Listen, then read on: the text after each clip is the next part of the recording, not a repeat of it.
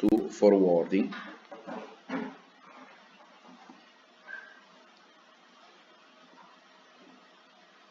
So this is a network that is provided in the picture. It has a router in between and two hosts that are attached to the router. Each host will have an IP address, which is IPX, and a MAC address, which is MACX. X stands for A, B, C, D, and A, B, C, and D are all the interfaces that are the IP interfaces that appear in this picture.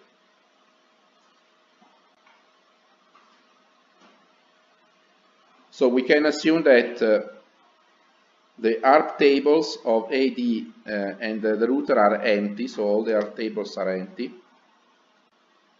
And host A has to send an IP packet to D. Once D receives the packet, it has to send a reply back to A.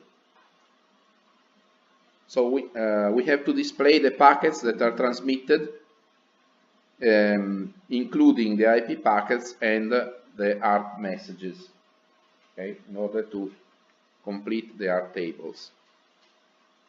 And then we have to repeat the exercise in case instead of having a router in the middle we have a bridge.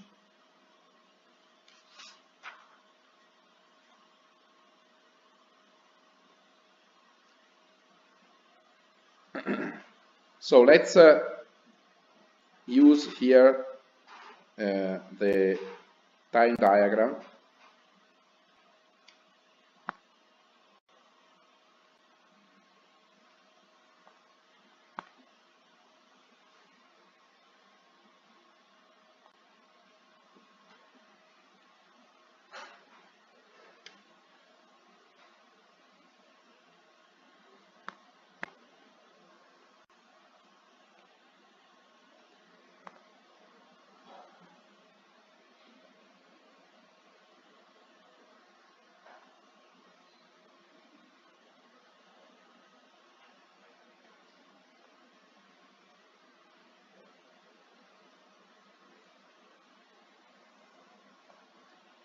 And here we have A,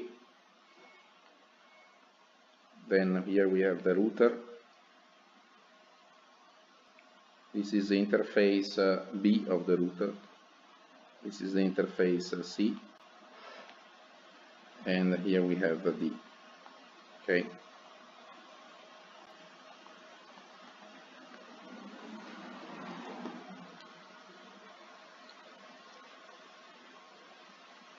So all the ARP tables are empty, and therefore the first message that A sends to C, to B,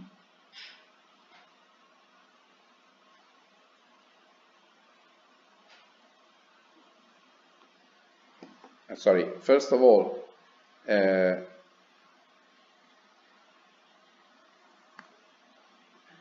we have IPA and IPD. Okay, so A has to send an IP packet to D.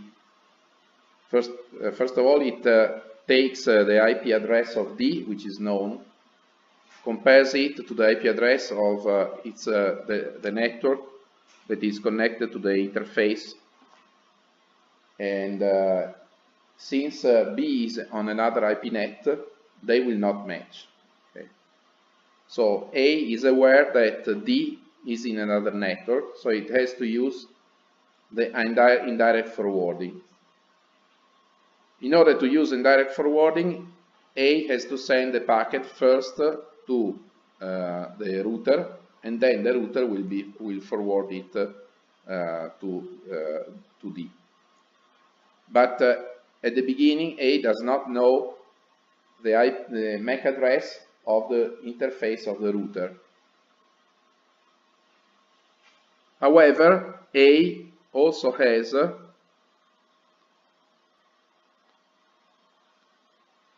the IP address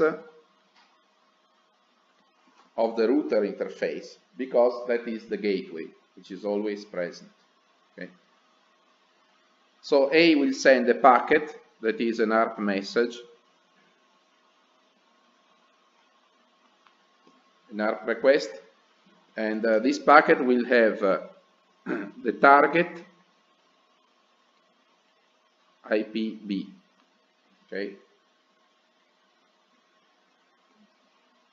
It will have as the source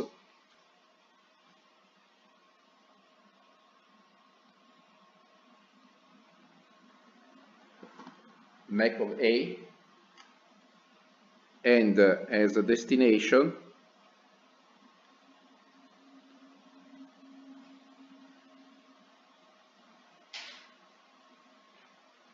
the broadcast address. Okay. So this message travels on a frame which has a layer 2 frame which has MAC address of A as a source and the broadcast as a destination.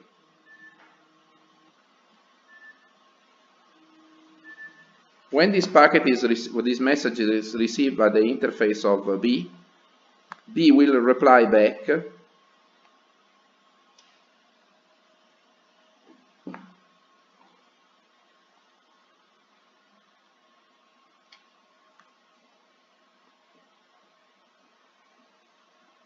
with an ARP reply that will contain as a target also the MAC address of B. Okay. And then in the frame, the layer 2 frame, the source will be the MAC address of B, and the destination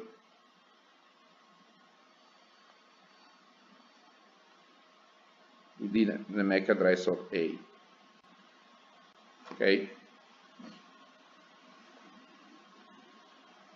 So now A can write here in its own ARP table the MAC address of B.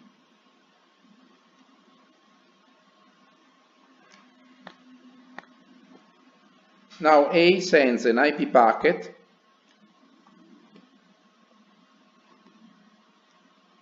that will have as a source A,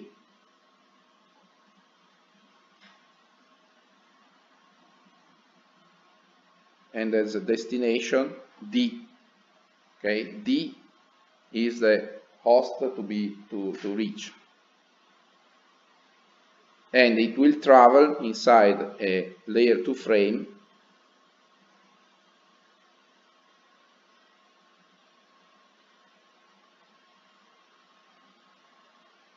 that contains the MAC address of A as a source and the MAC address of B as destination. Okay.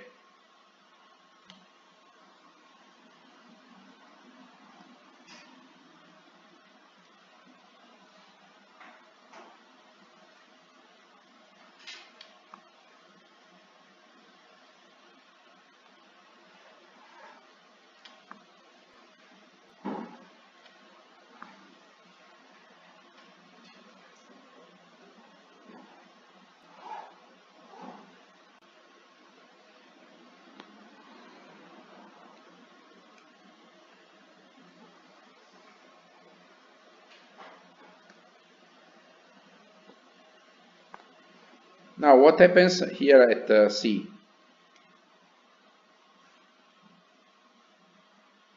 At the router. Now the router recognizes that the address of D is directly connected to its interface C. So the router must forward the packet using direct forwarding from interface B to interface C, and the packet is delivered directly to host D. Okay.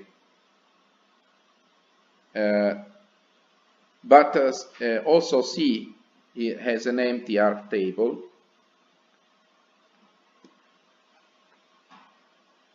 there is IP of D, but there is no MAC address of of D. Okay. So first, C has to learn. I don't now stay to space.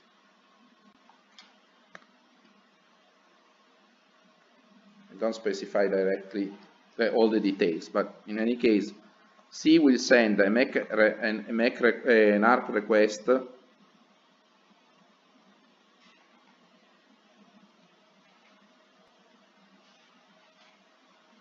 to D and will receive an ARP reply. So at this point, C will have also the MAC address of D in the table. Now C is ready to forward the packet to D.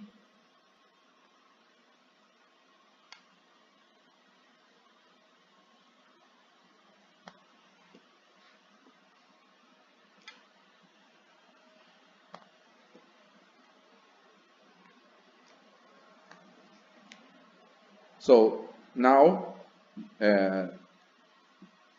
C will send the packet with IP A as a source,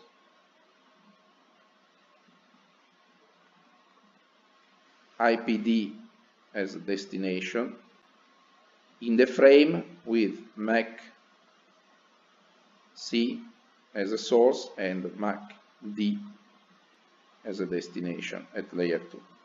Okay?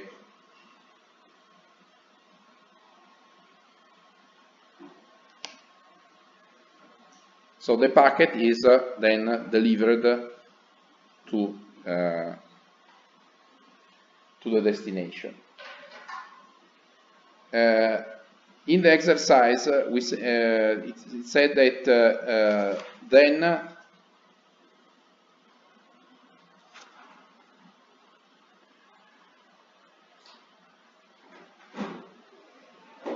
host D will send a reply.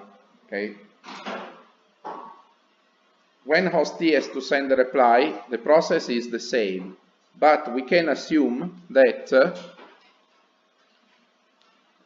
the interface D can automatically learn by the ARP requests that are received by D. When D is receiving the ARP request, or also B is receiving the ARP request, in the ARP request there is the MAC address, the IP address of A who sent the request, and also the MAC address of A, the IP address of A, and also the MAC address of A. And the same here in this case. When C sends an ARP request to D, in the ARP request there is the MAC address of C and the IP address of C. So D can automatically fill up the table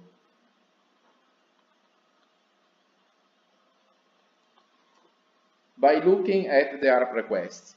So D does not need to send an ARP request to C. And similarly also for the interface B.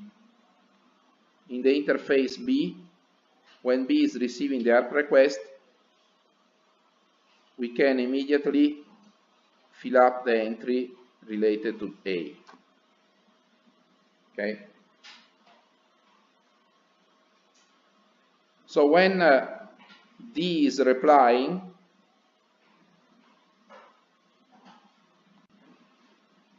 it will send directly the IP packet, which will then be forwarded by the router. You don't need another set of exchanges of ARP request and ARP replies.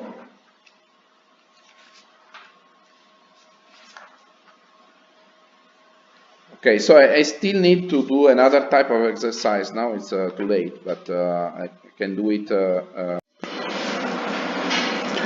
Okay, so let's move on, continuing the last exercises on forwarding. And here there is this exercise number 4, in which we have a router with a routing table and the interfaces configured with IP addresses. We have 3 packets that are coming with a destination IP destination address, and then later there is an addendum that says to repeat the exercise considering that we have MTU defined for each interface. So in interface 0, MTU is 1500 byte and so on. And in the packets, we have additional fields specified. The first field is the do not fragment flag, and then we have the total length of the packet. And of course, the output of the exercise is to tell what happens to these 3 packets, where they are routed, and since we have this addendum, if they are routed or discarded or fragmented according to the situation. So first of all, we should consider the interfaces ATH0, 1 and 2, and it is always useful to add here in the table another column that indicates the interface for each line, and you can discover it easily by considering the address of the first hop or next hop, and you can identify what is the network that this next hop belong to. So for instance, in the first line we have 131.17.123 2044, and if you look at the interface addresses, we have the first one, which is a /24, and is matching with this next hop. So clearly this is connected to interface 0. The second one is connected to interface 1, and the other 2 are connected to interface 2. The final one is connected again to interface 0. Okay, and since we have also this information that is given, we can also write down the MTUs.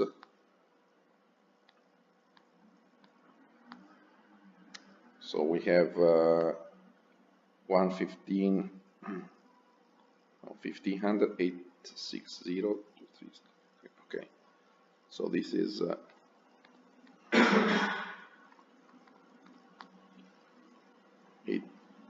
860, and this is 2300. Okay. So what we have to do is to take each of the incoming packets and match them first against the interfaces, and then if they don't match, against the routing table. And let's say we take the first packet. I write the result directly here, even if it's not very nice, but just to save time. The first packet is matching with the interface ATH0. So we can say that we will have direct forwarding, and if we look at the length is 1550, and there is the do not fragment flag that is set. If we look at interface ATH0, we have a limit of MTU, which is just 1500. So this is longer, and therefore it will be discarded. Okay.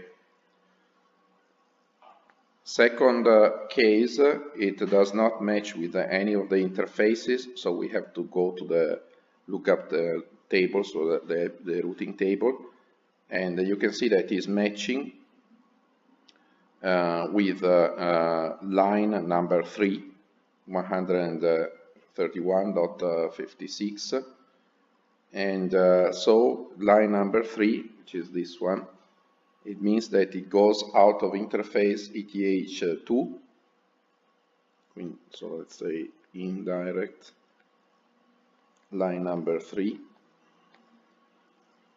This was ETH0, this is ETH2. And in the packet we have do not fragment set to 0. So it means that independently of the length, it will be forwarded. Since the length here is much larger than the MTU of interface 2, it means that this packet will be fragmented. Okay. Final example. The packet does not match with any interface. If you take the routing table, it does not match with any specific routing entries. So it will for sure match with the default router, the default route. This means that we still have to forward it in an indirect way. The route is, the line is the number 5. ETH is always 0. Here the length is less than 1050, less than the MTU. Even if there is do not fragment that is set, the packet will be forwarded. Okay.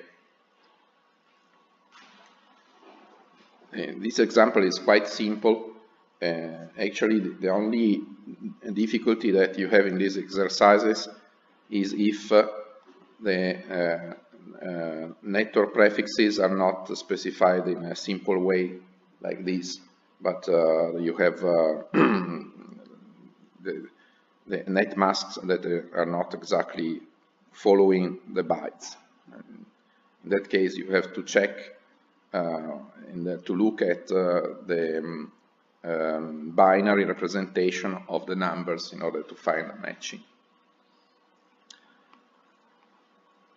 So there is this other exercise which is very similar, so I don't go into the details, but I just wanted to focus on these cases here that are the cases in which packets have addresses that are special addresses, so specially reserved.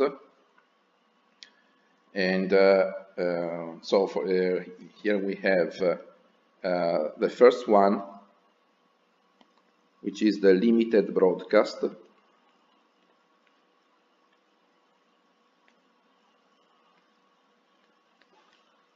It is received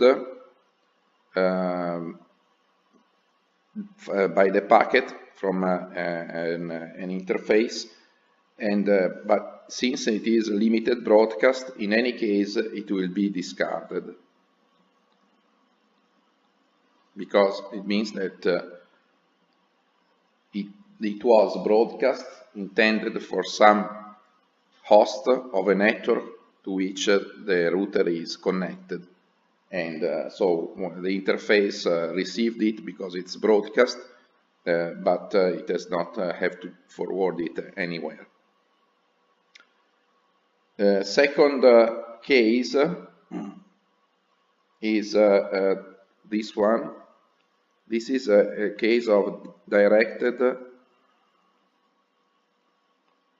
broadcast. So it must be forwarded as a normal packet, since we have the destination address that is matching with, not matching with any interface, but it's matching with entry, this is 192,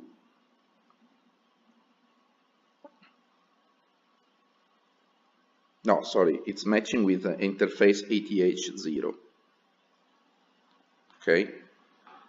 It is coming from interface ETH1, so it is not just bouncing from the same interface, it will be forwarded, and when it will be sent to interface ETH0, in the implementation of layer 2 of this interface, the implementation will be instructed to deliver this packet on a broadcast frame. So layer 2 setting the MAC address to the broadcast frame, the destination broadcast MAC address.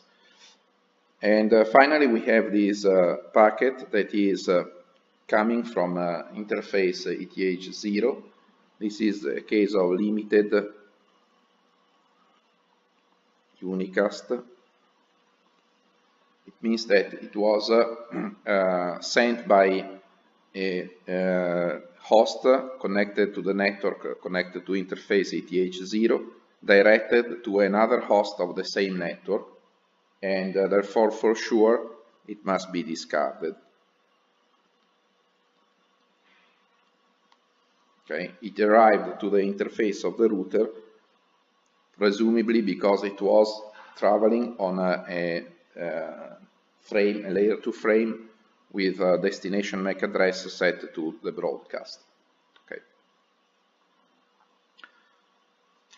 So basically this is all for these forwarding examples. In this context, we can look at other exercises.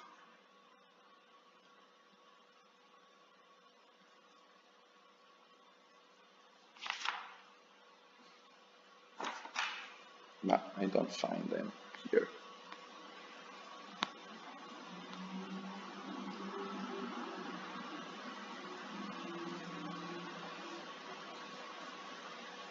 No, I forgot to paste the text, so we can just copy it. And it was in the case of exercise 7.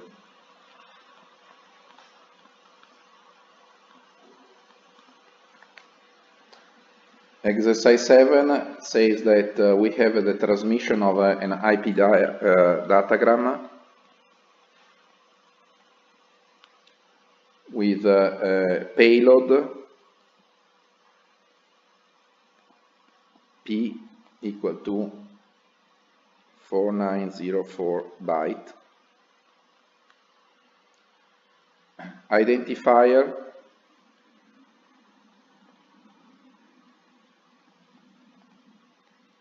which is 25678,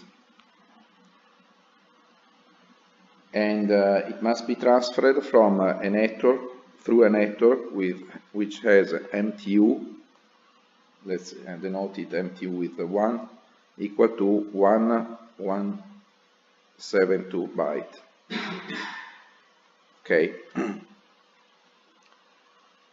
So we have to draw the diagram, the datagram, and show what happens when the datagram is fragmented, writing down the numbers that must be written in each relevant field of the header. And then there is another fragmentation that occurs on one of the fragments, but we can look at it later on. And first of all, I can write down, I can draw the header of the packet. Okay, I will not do it very accurately. We have first line, second line.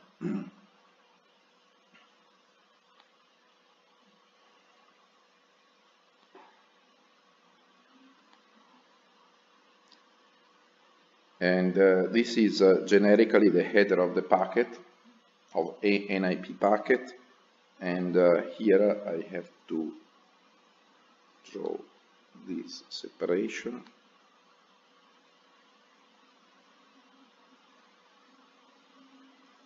So here we have the total length field. Here we have the flags. And in this case, we are interested to the more fragment flag.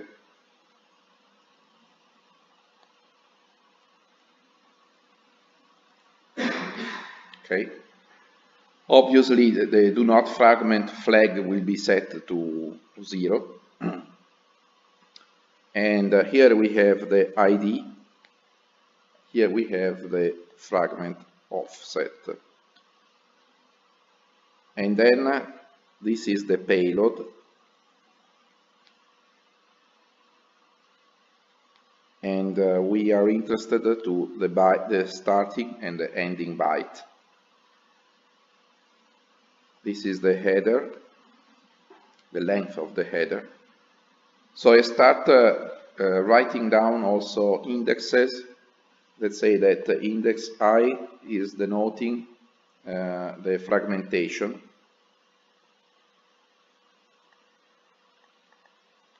So index I equal to 1 is the first fragmentation. The one with MTU 1, okay? Then with J, I am denoting the number of fragment.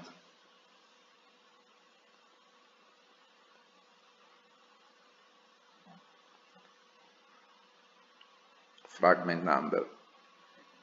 So since we each fragment will become an IP packet, this picture, this drawing holds for each fragment. So we can specify with these using these indexes what we are referring to. And so this is, for instance, total length ij, fragment offset ij, ID ij. And here we will have the length of the fragment of the header, which is OIJ. Then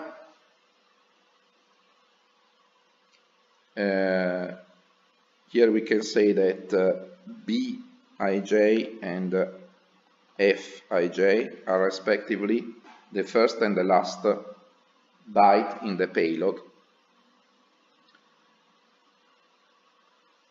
And the more fragment we can also write it. It's like an IJ. Okay. So in the first fragmentation, we can immediately write that the ID ij, and this also for the second fragmentation, will be equal to the ID of the first datagram, the original datagram, 2, 5, 6, 7, 8, for each I and for each J. So here this field is copied in all the cases. And then the exercise says that we should assume that all the datagrams have a minimum length header without optional fields. So this means that OIJ is only equal to the length of the minimum header, which is 20 bytes. Okay.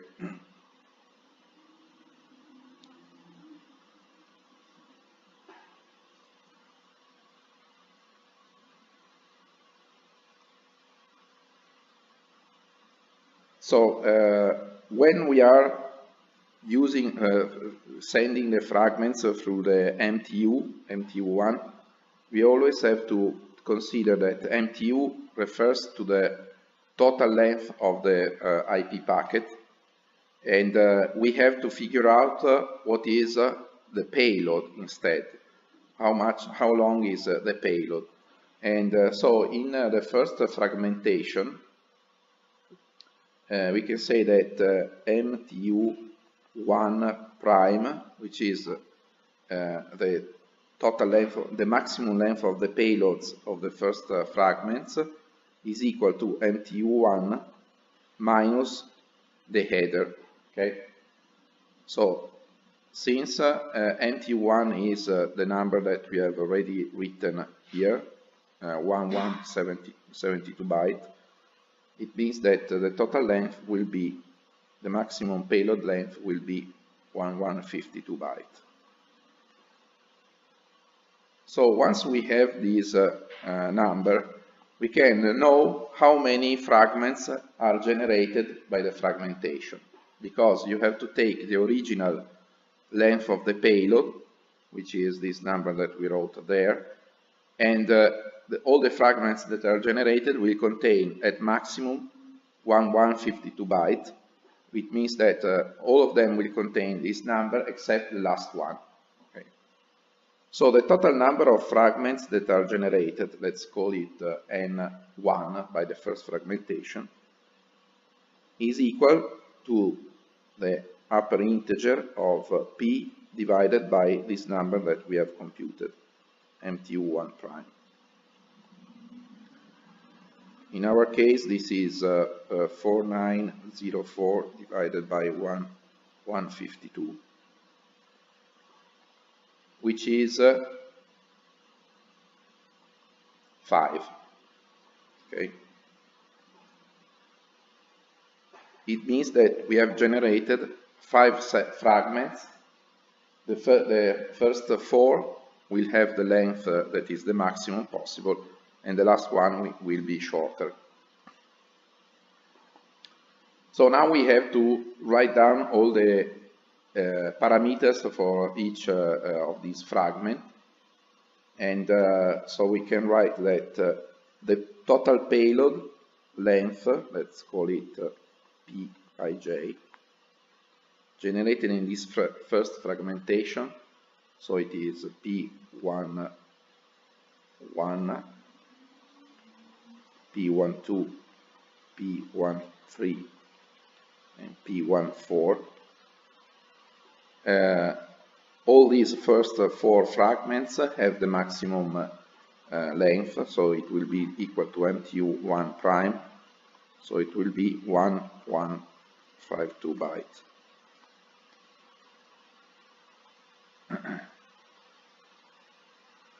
And P15 instead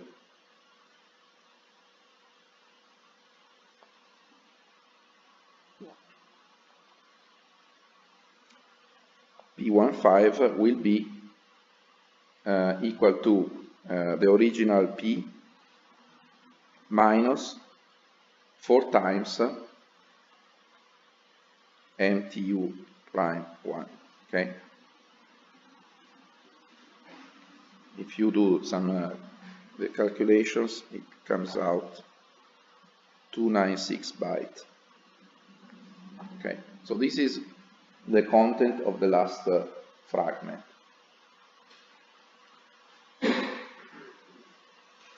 Then all the flags of all the fragments generated in this first fragmentation.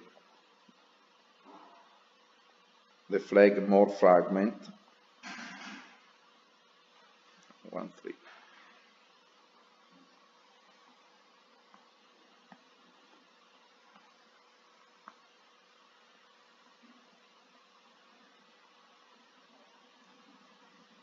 Will be set to 1 except the last one.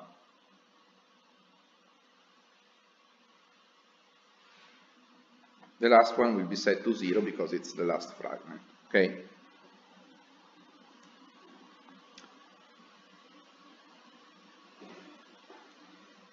Now we want to also write down what is the starting byte and the ending byte for each in the payload of each fragment, and so the first B11, the starting byte of the first fragment is 0, and the last one B12, sorry, no, we call it F.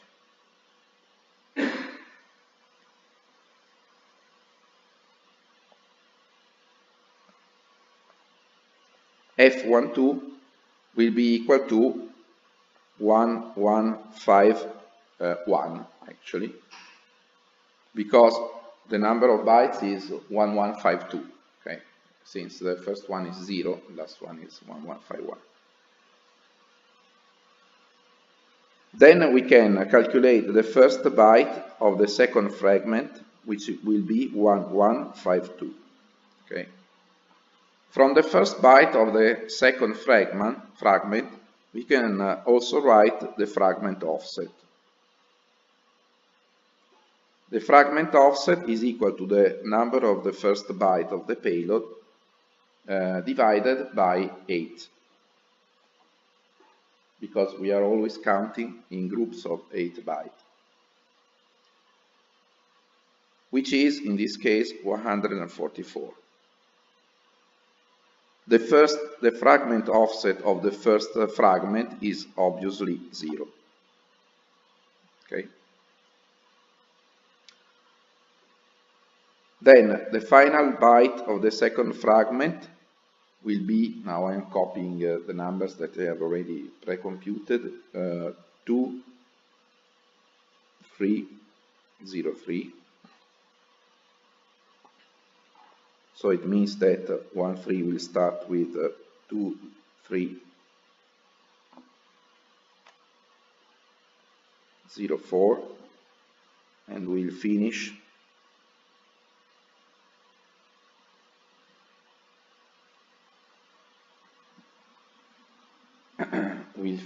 with 3455. Fragment offset is equal to 288.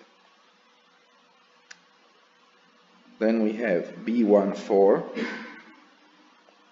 which is 3456, F14, which is 4607, fragment offset of 14 is 432. And finally we have 15,